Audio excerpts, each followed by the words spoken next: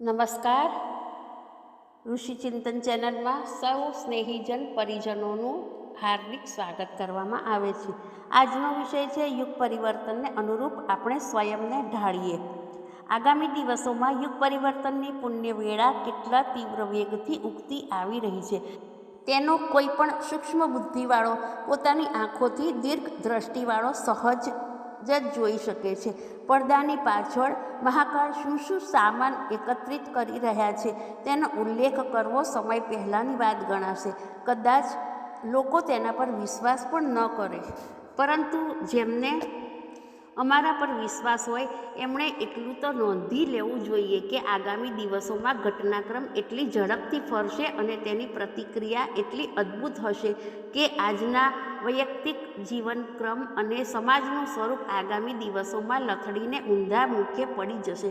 તેના સ્થાન પર નવી જીવન પદ્ધતિ અને વિધિ વ્યવસ્થા સામે તે આવશે. તે આજની સડેલી ટેવથી કોઈ તાલમેલ ખાશે નહીં. તેનું સ્વરૂપ કંઈક અનોખું જ હશે. એટલું અનોખું કે આજે આપણામાંથી જે લોકો હાજર છે તેઓ આગલા 30 વર્ષ પણ જીવતા રહી શકે છે. તો એટલું પરિવર્તન જોવા મળશે કે બધું જ નવું અનોખું જ અનુભવશે. આ પ્રક્રિયા સહજ જ આવવાની નથી. પરિવર્તન પ્રસવ પીડા જેવી ક્રિયા આપવાવાળી હિલચાલ સાથે લઈને આવે છે. તે વાવાઝોડા, તોફાનની જેમ દાવાનળ, ભૂકંપ, ઉલ્કાપાત, જળ પ્રલય જેવી શક્તિશાળી અને અદ્ભુત હોય છે.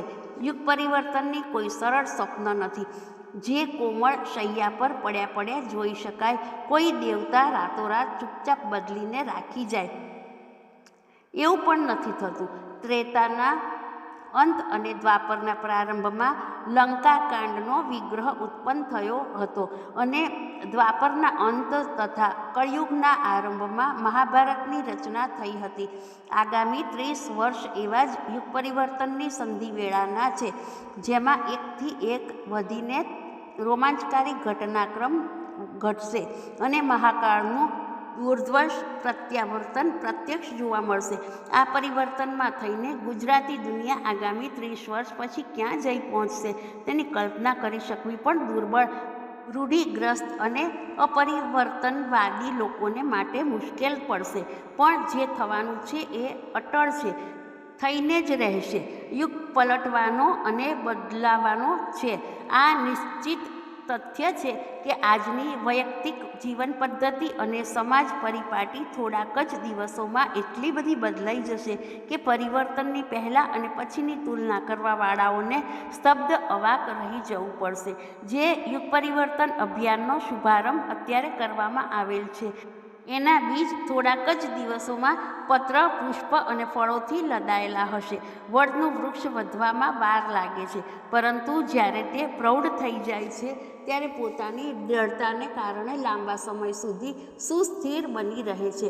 મૂળિયા ઊંડા જવા અને ઉપરથી વડવાઈઓના મૂળિયા નીચે જમીન ઉતરતા જવાને કારણે વટવૃક્ષનો વિસ્તાર અને આધાર વધતો જ જાય છે.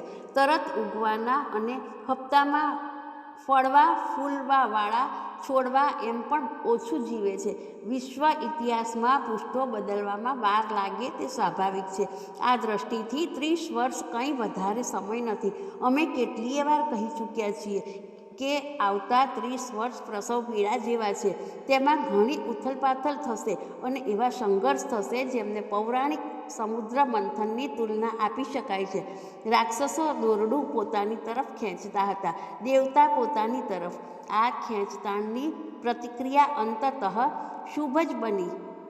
14 રત્ન નીકળ્યા અને તેનાથી ધરતીથી માંડીને સ્વર્ગ સુધીની ગરિમા અસાધારણ રૂપથી વધી ગઈ. આ પ્રકારનું પ્રસ્તુત યુગ મંથન પણ છે. અત્યારના સંઘર્ષનો લાભ ઉઠાવવા માટે અસુરતા પોતાની ઘાત લગાવશે અને દેવત્વ પણ પોતાના પરિપોષણની દિશામાં તેને ખેંચશે. અંતિમ પરિણામના વિષયમાં કોઈએ પણ શક્તિ રહેવું ન જોઈએ.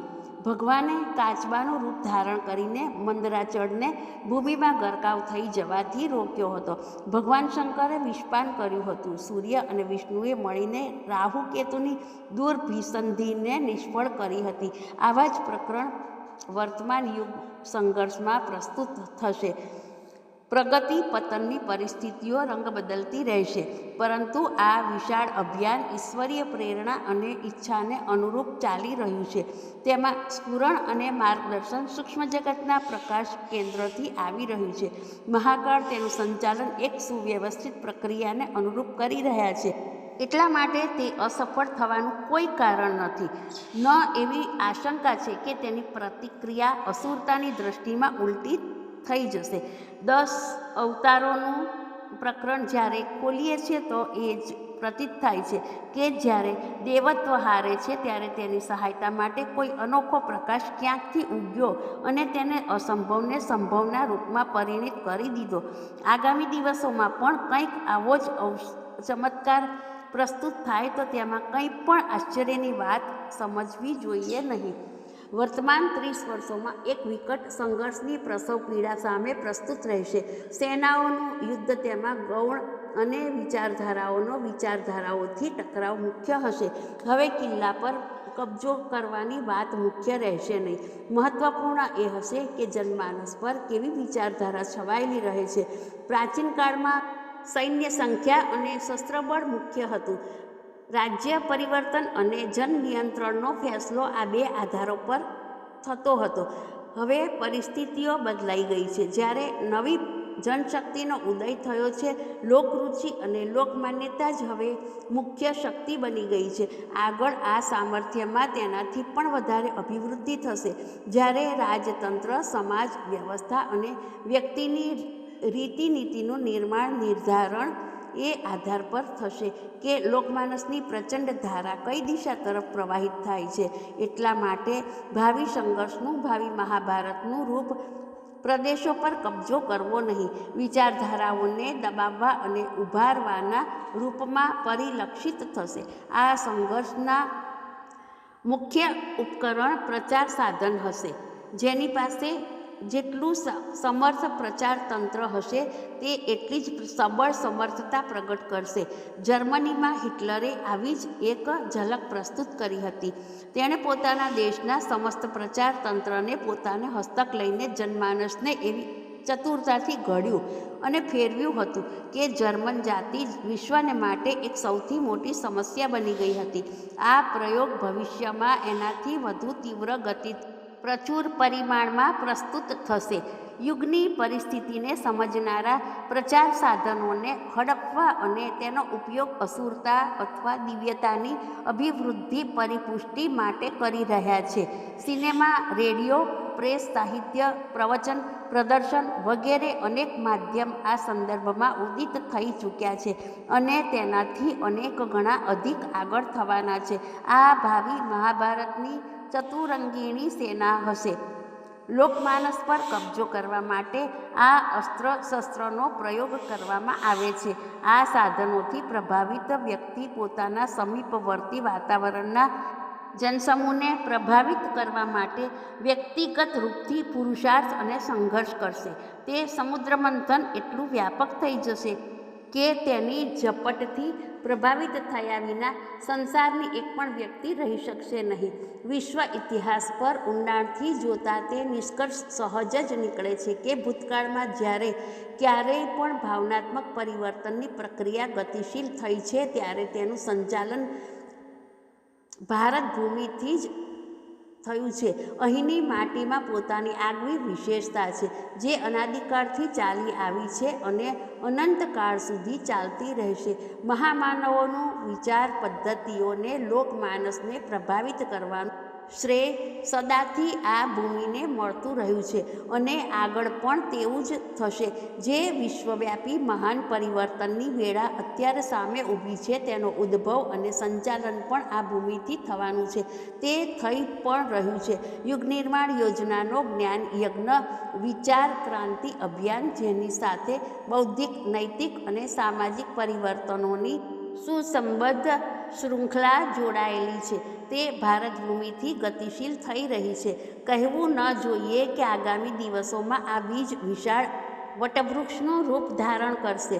અત્યારની પોતાની પ્રચાર પ્રક્રિયા જેવી જ સમર્થ અને પરિપુષ્ટ થવા લાગશે. તેવી જ તેનામાંથી રચનાત્મક અને સંઘર્ષાત્મક આંદોલન અને કાર્યક્રમોનો ઉદ્ભવ થવા લાગશે. અત્યારે આ શરૂઆત હિન્દુ ધર્મ અને ભારત ભૂમિથી થઈ રહી છે. સમયની સાથે સાથે આ સંસારના દરેક દેશ તથા દરેક ધર્મ સુધી વ્યાપક વિસ્તૃત થતી જશે. નવયુગનો સૂર્ય ભારત સુધી ચમકીને રહી જશે નહીં. તેનો ઉદય પૂર્વમાં જ થઈ રહ્યો છે, પરંતુ સમયાનુસાર વિશ્વના દરેક ખૂણામાં તેના પ્રભા કિરણો ફેલાશે અને વર્તમાન અંધમિશ્રાનું નિવારણ કરીને જ રહેશે. નવયુગનું સ્વરૂપ કેવું હશે એની રૂપરેખા આપણે અત્યારથી આપણા મન મસ્તિષ્કમાં સારી રીતે જમાવી લેવી જોઈએ. મનુષ્યની આકૃતિ આજ જેવી તો રહેશે, પરંતુ તેની પ્રવૃત્તિમાં જડમૂળથી પરિવર્તન થઈ જશે. વસ્તુઓનું રૂપ અને ગુણ આ જ રહેશે, પરંતુ તેનો ઉપયોગ તે આધાર પર થશે નહીં જેમ કે અત્યારે કરવામાં આવે છે. આચાર વિચાર, રહેણી કરણી, રીત રિવાજ, પ્રથા, પરંપરા, કાનૂન, શાસન પદ્ધતિ અને ધર્મધારણાનું વર્તમાન હલકું સ્તર કૂડા કચરાની જેમ બાળીને ફેંકી દેવામાં આવશે અને તેના સ્થાને અતિ ઉત્કૃષ્ટ અને આદર્શ વિવેક, ન્યાય અને સચ્ચાઈથી ભરપૂર વિધિ વ્યવસ્થાનો વિકાસ થશે. મનુષ્યનો સદવ્યવહાર મનુષ્યો સુધી જ સીમિત રહેશે નહીં, પરંતુ કૌટુંબિકતા અને આત્મીયતાની ભાવના પ્રાણી માત્ર સુધી વિસ્તૃત થશે અને વસુધૈવ કુટુંબકમનો સિદ્ધાંત ત્યારે ડગલે પગલે કાર્યાન્વિત થતો જોવા મળશે. ધ્વંસાત્મક પ્રવૃત્તિઓ જ્યારે સૃજનને માટે પ્રવૃત્ત અને પરિવર્તિત કરવામાં આવશે, ત્યારે આ વિશ્વ વસુધામાં ડગલે પગલે વિખરાયેલી વિભૂતિઓ, હરિયાળીથી પરિપૂર્ણ પત્ર પુષ્પોથી લદાયેલા આ વિશ્વ ઉપવનને નંદનવનમાં ફેરવી દેશે અને આ ધરતી પર સ્વર્ગનું અવતરણ ડગલે પગલે જોવા મળશે.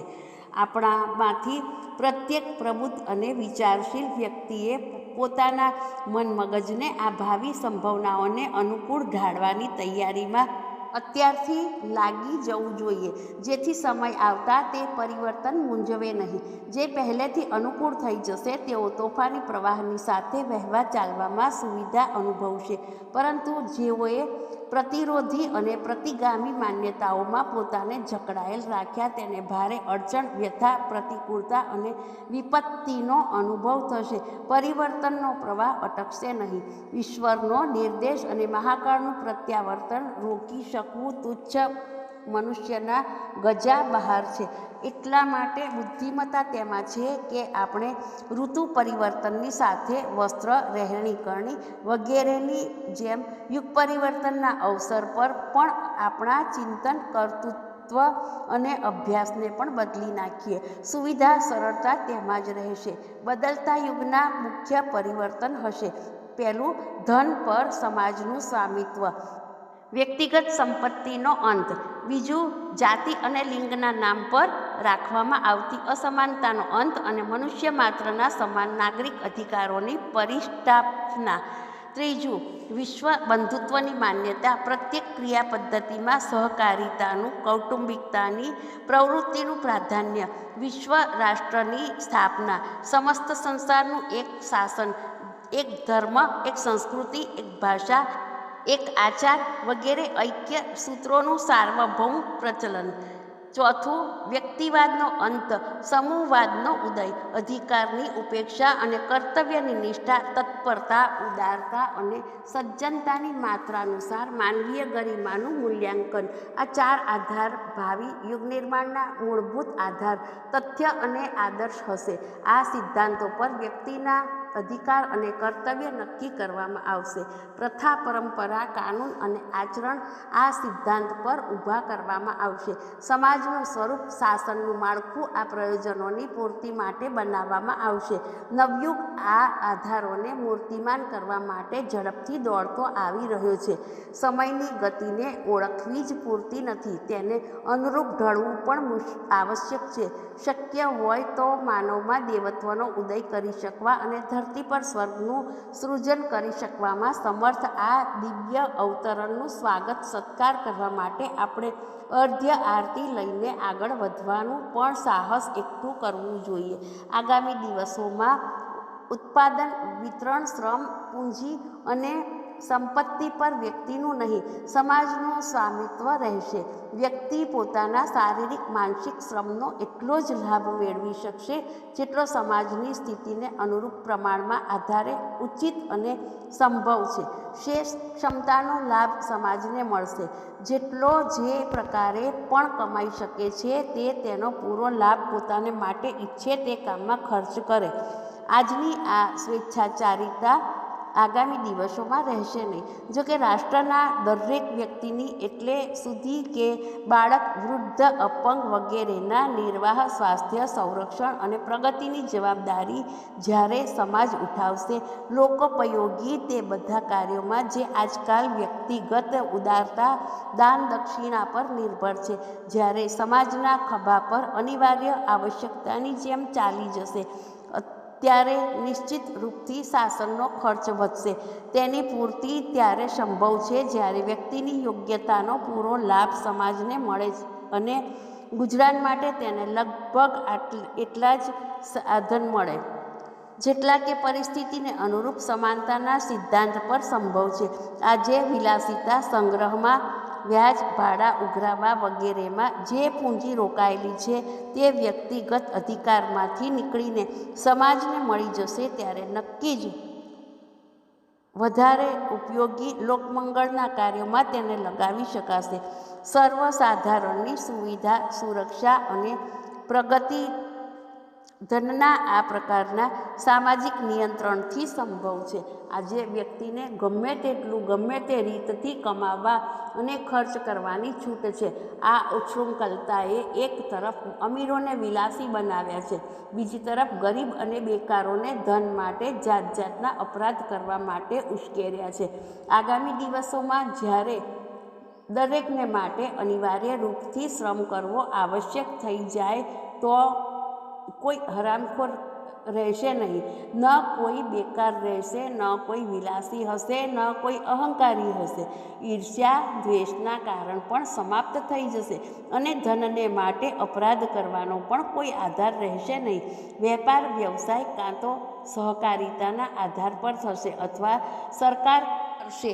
વ્યક્તિગત સ્વામિત્વના નામ પર આવશ્યક નિર્વાહ માત્રના સાધન ઉપલબ્ધ થશે. એવી દશામાં આજની 3/4 દુષ્પ્રવૃત્તિ જે ધનના સ્વેચ્છાચારી હાથોમાં રહેવાના કારણે ફેલાય છે, સ્વયં જ સમાપ્ત થઈ જશે અને જે અનાચાર, ભ્રષ્ટાચાર ચારે તરફ ફેલાયેલ દેખાય છે તેના માટે કોઈ ગુંજાશ રહેશે નહીં. ઉપાર્જન, પૂંજી અને શ્રમનું રાષ્ટ્રીયકરણ થવા જઈ રહ્યું છે. આ વ્યવસ્થા આખા વિશ્વમાં બનીને રહેશે. તેને સામ્યવાદ, સમાજવાદ, અધ્યાત્મવાદ, અપરિગ્રહ, અનિવાર્ય, દાનશીલતા વગેરે કોઈ પણ નામથી ઓળખવામાં આવે તે જ થવાનું છે. તેના વિના આજના વ્યાપક પાપ, તાપ અને શોક સંતાપનું બીજું કોઈ સમાધાન નથી. આપણા ભાવનાત્મક, માનસિક, વ્યવહારિક, પારિવારિક અને સામાજિક માળખામાં અનેક વિકૃતિઓ ધનના સ્વેચ્છાચારી ઉપાર્જનમાં અને ઉપભોગે ઉત્પન્ન કરી છે. આ તથ્યને થોડાક જ દિવસોમાં સૌ કોઈ સમજી લેશે અને સ્વેચ્છાની વર્તમાન અર્થવ્યવસ્થાને બદલવા માટે પૂરો ઉત્સાહ પ્રગટ કરશે. લોક વ્યવસ્થા આ પદ્ધતિથી સંભવ છે. આટલી યુગની આવશ્યકતાની પૂર્તિ કરી શકવાવાળી આવી જ અર્થ પ્રણાલી થોડાક જ દિવસોમાં વિશ્વવ્યાપી બની જશે. સારું થાય આપણે આપણી વિચાર પદ્ધતિ અને કાર્યપ્રણાલીમાં અત્યારથી પરિવર્તન શરૂ કરી દઈએ, જેથી પરિવર્તનની ઘડીઓ ઉત્પન્ન થતાં આપણને સ્તબ્ધ રહેવા અને દુઃખી થવાની સ્થિતિનો સામનો ન કરવો પડે. બીજું, જાતિ અને લિંગના નામ પર અત્યારે ચાલતી આજની અસમાનતા અન્યાયમૂલક છે. કોઈ વંશમાં જન્મ લેવાને કારણે કોઈને સન્માન અથવા તિરસ્કાર મળે તેને ઊંચ કે નીચ કહેવામાં આવે. કોઈને વિશેષ સુવિધાઓ મળે, કોઈના માનવીય અધિકાર પણ છીનવી લેવામાં આવે. આ પદ્ધતિ અનીતિ અને અન્યાયના પાયા પર જ ઊભી છે. ગોરા કાળાનો બ્રાહ્મણ શૂદ્રનો વર્તમાન ભેદભાવ દરેક પદ્ધતિથી અનુચિત છે. સત્કાર્યના કારણે કોઈને સન્માન મળે અને દુષ્કર્મોથી કોઈને તિરસ્કૃત કરવામાં આવે, આ વાત સમજમાં આવે છે. પરંતુ તથાકથિત આધાર રહિત નાત જાતની કપોળ કલ્પનાને સનાતન સત્ય માનતા કોઈને ઊંચ અને કોઈને નીચ માનવામાં આવે, આ આધારે મનુષ્યની વચ્ચે અંતરની દિવાલો ઊભી કરવામાં આવે તો તેને દરેક દ્રષ્ટિથી અનુચિત કહેવામાં આવશે. આ અનૌચિત્ય અને આગામી દિવસોમાં અંત થઈને રહેશે. મનુષ્ય માત્રને એક જ સ્તરના નાગરિક અધિકાર પ્રાપ્ત થશે, અન્ય જાતિને નહીં. અત્યારે જ્ઞાન અને કર્મ જ કોઈના મૂલ્યાંકનનો આધાર બનશે. સ્ત્રી અને પુરુષોના અધિકાર લગભગ સમાન બની જશે. આજના સમાજમાં પુરુષને સ્ત્રીની તુલનામાં અનેક વિશેષાધિકાર મળેલા છે. પુરુષને અધિપતિ સમજવામાં આવે છે અને સ્ત્રીને દાસી. રાજનૈતિક પરાધીનતાની જેમ આ ગુલામીની પ્રથા અયોગ્ય છે. પાછલા દિવસોમાં પશુઓની જેમ મનુષ્ય પણ ખરીદવા વેચવામાં આવતા હતા અને કોઈ સ્વામી કોઈ દાસ થતો હતો. આ પરિપાટી કાનૂની રૂપથી સમાપ્ત થઈ ગઈ, પરંતુ પારિવારિક જીવનમાં નારીને અનેક બંધન પ્રતિબંધનોથી જકડી રાખતા લોકો અત્યારે પણ મોજૂદ છે અને તેને ધર્મના, પરંપરાઓના, સંસ્કૃતિના જામા પહેરાવવાની કુચેષ્ટા કરે છે. આગામી દિવસોમાં આ દુષ્ટતાનો અંત થઈ જશે અને સ્ત્રી પુરુષ પરસ્પર મિત્ર બનીને સમાન આચાર અને મર્યાદાઓનું પાલન કરતા જોવા મળશે. નારીને એટલું જ બંધન રહેશે જે પુરુષને સ્વીકાર્ય હોય. બંનેને માટે કાનૂન અને પરંપરાઓ સમાનતાના આધારે બનશે. સ્ત્રીને ગર્ભ ધારણ કરવો પડે છે. બાળકના પાલન પોષણમાં તેનું વધારે અનુદાન રહે છે. ગૃહસ્થ જીવનના આ અસંતુલનને નારી માટે વિશેષ સુવિધાઓની વ્યવસ્થા કરીને દૂર કરવામાં આવશે. ગૃહસ્થી વસાવવા માટે કદમ ભરવાની સાથે સાથે દરેક પુરુષને પ્રતિબંધ સ્વીકારવો પડશે. આ સંતોષોત્પન્નને કારણે પ્રસ્તુત મુશ્કેલીઓને વહન કરવામાં નારીને જે વિશેષ ક્ષતિ ઉઠાવવી પડે છે તેની પૂર્તિ તેને વિશેષ સુવિધાઓ આપીને પૂરી કરશે.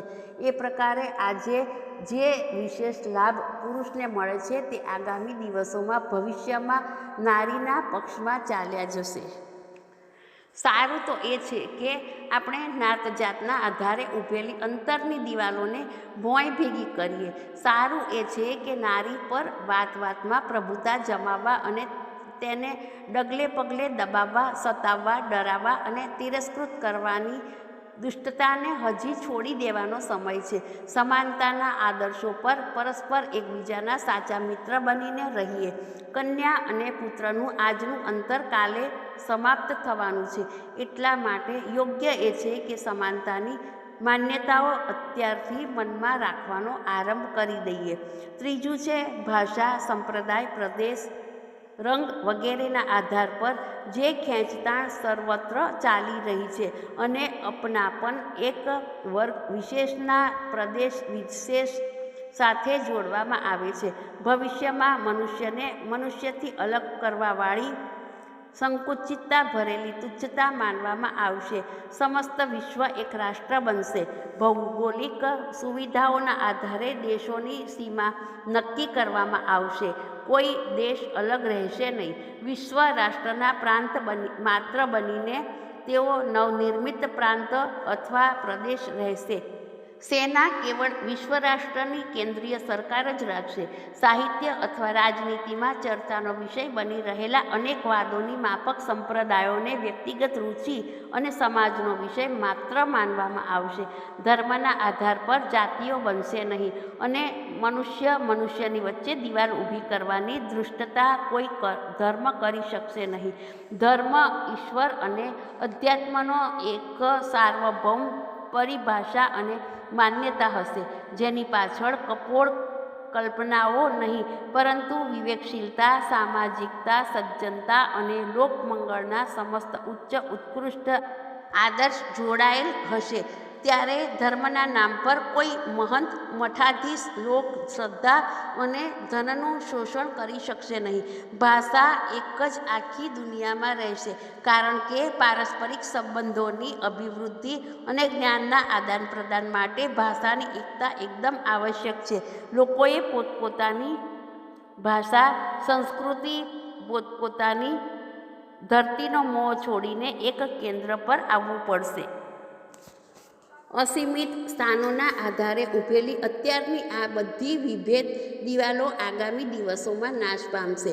લોકો વિશાળ દ્રષ્ટિકોણથી વિચારશે અને વિશ્વવ્યાપી એકતા, એકરૂપતા, એક સત્તા અને વ્યવસ્થાની ઉપયોગિતાને સમજતા પોતાની ડફલી અને પોતાનો રાગ જેવી ઉક્તિ આજની અંધાધૂંધી સ્વયં જ છોડી દેશે. એકતા માટે સંકુચિતતા છોડવી જ પડશે, એટલે લોકો ખુશી ખુશી છોડી દેશે. સારું છે કે આપણે અત્યારથી આ વિભેદની દિવાલોને અનાવશ્યક સમજવાનો આરંભ કરીએ અને તેને સિંચવાની અપેક્ષા નષ્ટ કરવાની વાત વિચારીએ. અંતે તો આપણે વસુધૈવ કુટુંબકમના વિશ્વ એકતાના માર્ગને જ અપનાવવો પડશે. વર્ગ અને ક્ષેત્રના સંઘર્ષોનો અંત આ પ્રકારે થશે. આજ માટે આપણે અત્યારથી જ મંદ અથવા તીવ્ર ગતિથી તે દિશામાં પગલાં ભરવા જોઈએ. ચોથું છે વ્યક્તિવાદી સ્વાર્થપરતા. મનુષ્યને વિલાસી, સ્વાર્થી, સંકુચિત બનાવે છે. લોકો પોતાના જ ધનની, યશની, સુવિધાની વાત વિચારે છે અને તેના માટે જીવે મરે તો તેની ગતિવિધિઓ સમાજમાં અનેક વિકૃતિઓ ઉત્પન્ન કરશે. માણસ જેટલો સ્વાર્થી અને સંકુચિત બનતો જાય છે, સમાજની ઉપેક્ષા કરીને પોતાના સીમિત લાભોનો લિપ્ત રહે છે, એટલો જ બીજાઓને માટે અનુપયોગી અને વિઘાતક બનતો જાય છે. વ્યક્તિની ઉપયોગિતા અને મહત્તા એ વાતમાં છે કે તે સમાજના બીજાના હિતને પ્રધાનતા આપે અને પોતાને માટે ન્યૂનતમ મેળવીને સંતુષ્ટ બનીને રહે. ધર્મ, અધ્યાત્મ, પુણ્ય, દાન, સ્વર્ગ, નરક, સ્વાધ્યાય, સત્સંગ, પૂજન વગેરેનો આખો ઢાંચો એ પ્રયોજનને માટે ઊભો કરવામાં આવ્યો છે કે વ્યક્તિ સંકુચિત સ્વાર્થપરતા છોડીને વિશાળ દ્રષ્ટિકોણ અપનાવે અને ઉદાર આચરણની રીતિનીતિ અપનાવે. ચરિત્ર નિષ્ઠાનો આધાર આ જ હોઈ શકે છે. તુચ્છતાથી મહાનતા તરફ અને લઘુતાથી વિભુતા તરફ જ્યારે આત્મા આગળ વધે છે ત્યારે તે પરમાત્મા બને છે. નરમાંથી નારાયણ, પુરુષથી પુરુષોત્તમ બનવાની એકમાત્ર રીતથી આત્મવિસ્તાર જ છે. બધામાં પોતાને અને પોતાનામાં બધાને જોવા આ મૂળ તત્વજ્ઞાન છે. લોભ મોહના બંધનો કાપીને વિશ્વ માનવ પ્રત્યે પોતપોતાની સંપત્તિ અને વિભૂતિઓનું સમર્પણ કરવું, તેનું નામ યોગ સાધના છે. સ્વાધ્યાય અને સત્સંગ જો સાચો હોય તો તેનું પ્રશિક્ષણ આ માન્યતાઓનું પ્રતિપાદન હોઈ શકે છે. ધર્માત્માનું જ બીજું નામ સદાચારી અને ઈશ્વર ભક્તનું જ બીજું નામ સમાજનિષ્ઠ છે. શબ્દોનું અંતર ભલે રહે, તથ્ય એક જ છે. લોભી, સ્વાર્થી, સંકુચિત અને અંધાધૂંધીમાં લિપ્ત વ્યક્તિ ભક્તિ ધર્મનો ઢોંગ ભલે કરતો રહે, પરંતુ ખરેખર તો તેને ઉચ્ચ સ્થિતિથી સર્વદા જુદો માનવામાં આવશે. વ્યક્તિવાદી સ્વાર્થપરતા મનુષ્યને અધર્મ, કુકર્મ કરવા માટે પ્રેરિત કરે છે. એવી વ્યક્તિ વિલાસી, શોષક અને સંગ્રહી જ બની શકે છે. એટલા માટે સામ્યવાદમાં આ દુષ્પ્રવૃત્તિને બળપૂર્વક કચડી નાખવા અને ફરજિયાત રીતે સમાજનિષ્ઠ બનવા માટે વિવશ કરવામાં આવે છે. ધર્મ અને અધ્યાત્મનો તકાદો એ છે કે આ ઉદારવાદી સમૂહવાદી પ્રક્રિયાને અનુરૂપ પોતાની વિચારણા અને ગતિવિધિઓ બદલીને આત્મસંતોષ, શ્રદ્ધા, સન્માન, સ્વર્ગ વગેરે વિભૂતિઓ ઉપલબ્ધ કરવામાં આવે. વાત એક જ છે કે પક્ષે પોતાની દુષ્ટતાને, વ્યક્તિવાદી સ્વાર્થપરતાને બળપૂર્વક કચડી નાખવા માટે કહે છે. ધર્મ એ પ્રક્રિયાને ઈચ્છાપૂર્વક આત્મકલ્યાણ અને પરમાત્માની પ્રસન્નતા માટે કરવાની પ્રેરણા આપે છે. એકમાં વિવશતા છે, બીજામાં ઉદારતા. અંતર સ્તરનું છે, તથ્ય એક જ છે. સામ્યવાદ અને અધ્યાત્મવાદ બંને જ વ્યક્તિને સ્વાર્થપરતા, સંગ્રહ અને વિલાસિતાના બંધન કાપીને સમાજનિષ્ઠ બનવાની પ્રેરણા આપે છે. લોભ અને મોહના, તૃષ્ણા અને વાસનાના વ્યક્તિવાદી બંધનો કાપી નાખવા એ જ મુક્તિ છે, જેને સૌથી મોટો જીવન લાભ માનવામાં આવેલ છે. સ્વર્ગ ખરેખર સ્નેહ અને સદ્ભાવના ભર્યા દ્રષ્ટિકોણનું જ બીજું નામ છે. સ્વર્ગ સુખનો અર્થ આંતરિક સંતોષ અને મુક્તિનો અર્થ સ્વાર્થના ભવબંધનોને કાપીને સર્વાત્મા, વિશ્વાત્મા, પરમાત્મા અથવા સમષ્ટિના મિત્ર બનીને રહેવાનો છે. આગામી દિવસોમાં સમસ્ત વિશ્વ સાચા અર્થોમાં ધર્માત્મા અને આસ્તિક બનશે અને આ ધરતી પર મનુષ્યમાં દેવત્વનો ઉદય અને સમાજમાં સ્વર્ગીય વાતાવરણનો આનંદ ફેલાયેલો જોવા મળશે. મનુષ્યની વિચારણા ધન, યશ મેળવવા, અહંકાર અને સુખ સાધન વધારવા, પુત્ર પૌત્રને માટે અપાર ધન મૂકી જવાની રહેશે જ નહીં.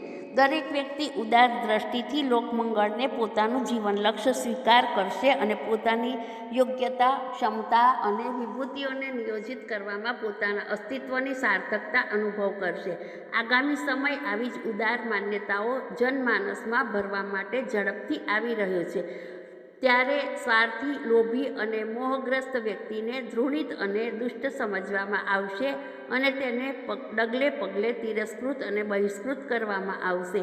આજે તો સંપત્તિવાનોનું સન્માન થાય છે, કાલે સમાજને માટે વ્યક્તિગત સુવિધાઓનો ત્યાગ કરવાવાળા જ શ્રદ્ધાસ્પદ બનશે. ઈશ્વર ભક્ત અને ધર્માત્મા ત્યારે કોઈ રિદ્ધિ સિદ્ધિ વખાણવાની જાળ જંજાળ વણવાવાળા ઢોંગી કહેવાશે નહીં.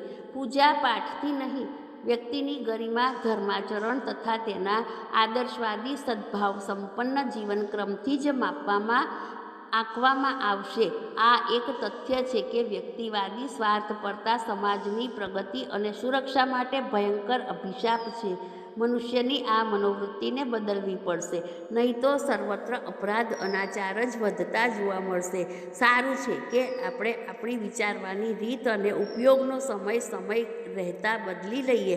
મોજ મજા કરવાની અને સંતાનો માટે બેઠા બેઠા હરામની કમાઈ ખાતા રહેવા માટે સંગ્રહ ન કરીએ. આ નિરર્થક ગતિવિધિઓથી જલ્દી હાથ ખેંચી લો તો સારું, જેથી ભવિષ્યમાં ફિટકાર અને ધિક્કારની ધૂળ પોતાના ઉપર ઉડવાની સ્થિતિથી બચી શકાય. આપણે આપણો કિંમતી સમય, શ્રમ, મન, મસ્તિષ્ક, પૌરુષ, વર્ચસ્વ અને વૈભવ લોકમંગળને માટે નિયોજિત કરવા માટે તૈયારી કરવી જોઈએ, જેથી આત્મસંતોષ અને શ્રદ્ધા સન્માનનો આનંદ ઉપલબ્ધ કરતા સમયથી પહેલાં ચેતવાવાળા બુદ્ધિમાનોમાં પોતાની ગણના કરાવી શકીએ. યુગ પરિવર્તન અવશ્ય ભાવી છે. આગામી સમયમાં આજના વ્યક્તિની ચિંતન પ્રણાલી અને જીવન નીતિ સર્વથા બદલાઈ જશે. સમાજનો ઢાંચો પણ આ રહેશે નહીં જે આજે છે. ઉપરોક્ત 4 આદર્શોની આધારશિલા પર નવનિર્માણનું ભવન ઊભું કરવામાં આવશે. ઈશ્વરની ઈચ્છા મુજબ તેના બધા સરંજામ ક્રમશઃ આપમેળે એકત્રિત થઈ રહ્યા છે. પ્રતિરોધી તત્વોને નષ્ટભ્રષ્ટ કરવા માટે મહાકાળનું તાંડવ નૃત્ય ઉગ્રથી ઉગ્રતર થઈ રહ્યું છે. આ મહાન પ્રક્રિયાને સંપન્ન કરવાના અનેક પ્રાવધાનોમાં અમારી ભાવિ તપશ્ચર્યાની એક કડી બીજી પણ જોવાઈ રહી છે. વર્ષા ઋતુમાં આપોઆપ જ સુકાયેલું ઘાસ ઉગી નીકળે અને જમીનમાં દબાયેલ બીજ સ્વયમેવ અંકુરિત થઈને વિશ્વ વસુધાની શોભા સુષ્મા વધારવા લાગે છે. ઠીક એ જ પ્રકારે આગામી દિવસોમાં અસંખ્ય પ્રસુપ્ત આત્માઓ એક દૈવી આવેશમાં આવશે અને નવનિર્માણ માટે રચનાત્મક અને સંઘર્ષાત્મક એવું મહાન કાર્ય વ્યક્તિગત અને સમૂહગત રૂપથી સંપન્ન કરશે, જેનો પ્રભાવ પરિણામ જોઈને દરેકને સ્તબ્ધ રહી જવું પડશે.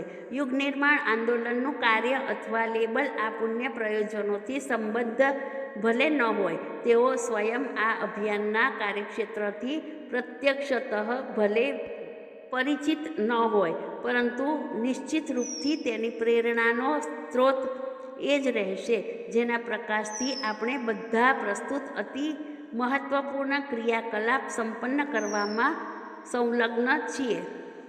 અસ્તુ. જય ગુરુદેવ.